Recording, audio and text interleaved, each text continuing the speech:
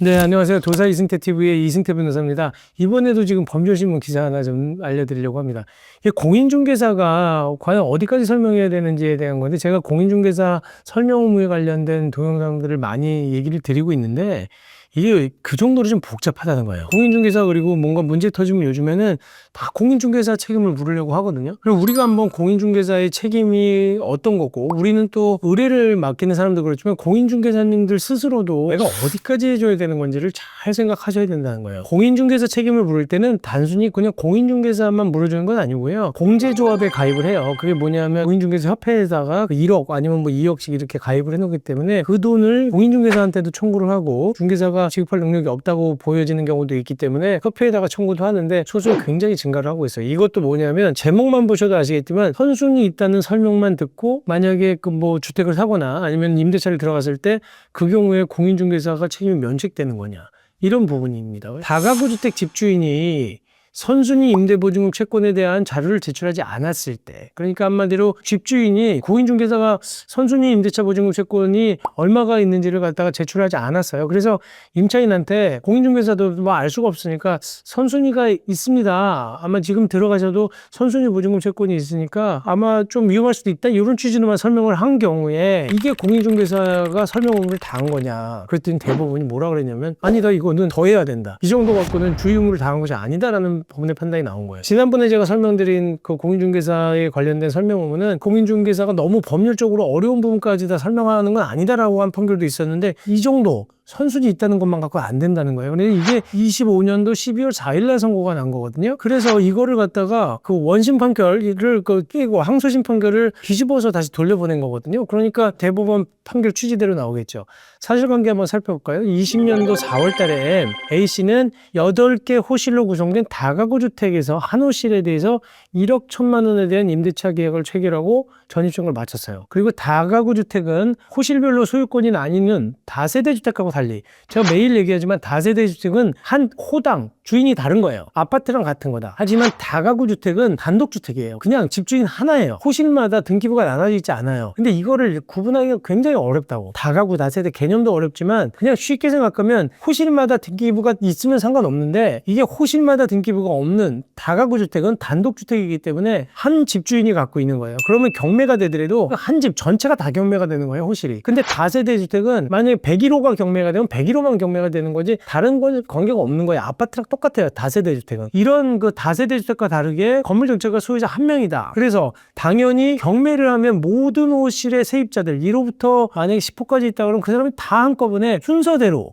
그 집값에서 선순위 보증금들이 먼저 빠져나가고 자기가 받는 거예요. 막차 탄 사람은 선순위 그 보증금을 갖고 있는 사람들이 다 가져가고 나서 본인은 나중에 가져갈 수밖에 없으니까 잘못하면 못 가져가요. 물론 여기에서 뭐 최우선 변제권이라든지 아니면 뭐 근저당권, 뭐 국세 이런 것까지 나오면 어려운데, 일단 기본적으로 순위만 보자는 거예요. 그래서 이렇게 다 나눠 가질 수밖에 없는 구조인데, 이 사람은 A가 전입한 다가구 주택에는 채권 최고액이 7억 1,500만 원 근저당권이 설정돼 있었다는 거예요. 그러니까 근저당권이 설정돼 있었다는 건 이미 등기 순위가 딱 나오잖아요. 난 그 후순위잖아요.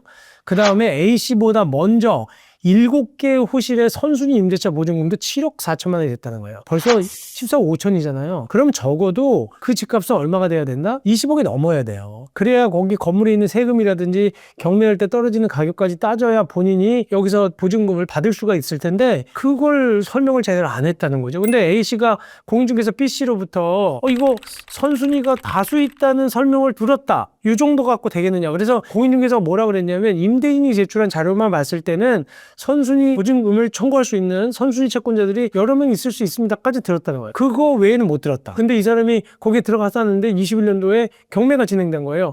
이 사람은 전혀 배상을 못 받은 거예요. 선순위권자들 거 배당해주고 나니까. 그래서 소송을 했어요. 그래서 1심에서는 뭐라 그랬냐면, 1심에서는 애매하니까 이 공인중개사협회랑 이 공인중개사의 책임이 한 60% 되는 거 아니냐. 왜냐하면 더 충분히 설명해 줬어야 되는데 설명 다 하지 못한 것 같아서 60% 정도만 배상해줘라라고 판결이 났는데, 항소심에서는 1심 판결을 다 뒤집은 거예요. 그래서 공인중개사가 이 정도까지 설명을 다 그 이상으로 세세하게 해줄 필요는 없다. 충분히 이 정도 있다고 그랬으면 본인이 그건 감수하고 들어갔어야 되는 거 아니냐라고 된다고 해서 이번에는 거꾸로 공인중개사 손을 들어준 거예요. 그러다 보니까 억울하죠, 이 사람은. 그래서 대법원에다가 항고를 했는데 대법원에서는 이 정도만 가지고는 어렵다. 그래서 보세요, 임대인이 자료 제공을 거부했다고 하더라도 다가구 주택의 주변 시세에 비춰서 선순위 임대차 보증금 채권이 얼마가 있을 수 있는 정도는 공인중개사가 확인할 수 있다. 임차인 의뢰인에게 성실하게 설명해 줄 의무도 있다. 이거는 공인중개사법에 따라서 모두 다 의뢰인에게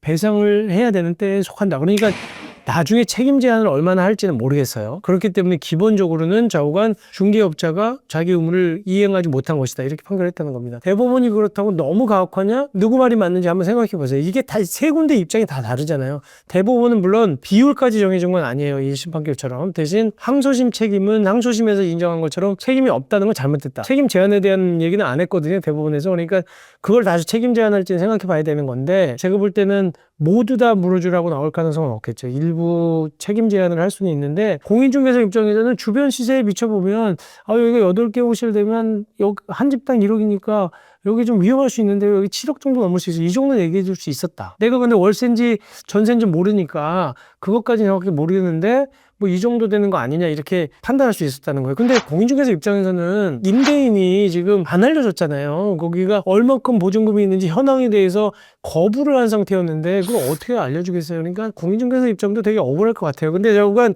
판결이 이렇게 났다는 거 염두에 두시고 신중하게 보셔야 돼요. 근데 제가 매번 안타깝게 생각하는 게, 비싼 집에서는 이런 일이 안 생긴다니까요. 조그만 정말 방 한 칸짜리 다가구 주택 호실 하나도 1억 원이 넘어요, 보증금이. 많은 생각을 하게 하는 겁니다. 우리는 가끔 어쩔 땐 내가 공인중개사면 막 이 판결 비판하고, 또 내가 이런 피해를 당한 사람 입장에서는 공인중개사가 당연히 물어줘야 되는 거 아니야, 이렇게 얘기를 하지만 정말 쉽지가 않은 부분이라는 거죠. 그래서 이건 나중에 아마 1심처럼 일부 책임 제한을 좀 둘 겁니다. 근데 정말 잘 알아주십시오. 부동산에 관련된 거는 내가 이걸 모르면 내 책임이 되기 때문에 정말로 신중하게 생각하시고 입주를 하실 때도, 그리고 또 전세 계약하실 때 항상 신경 쓰셔야 될 것 같습니다. 네, 오늘 방송은 이것으로 마치겠습니다. 감사합니다.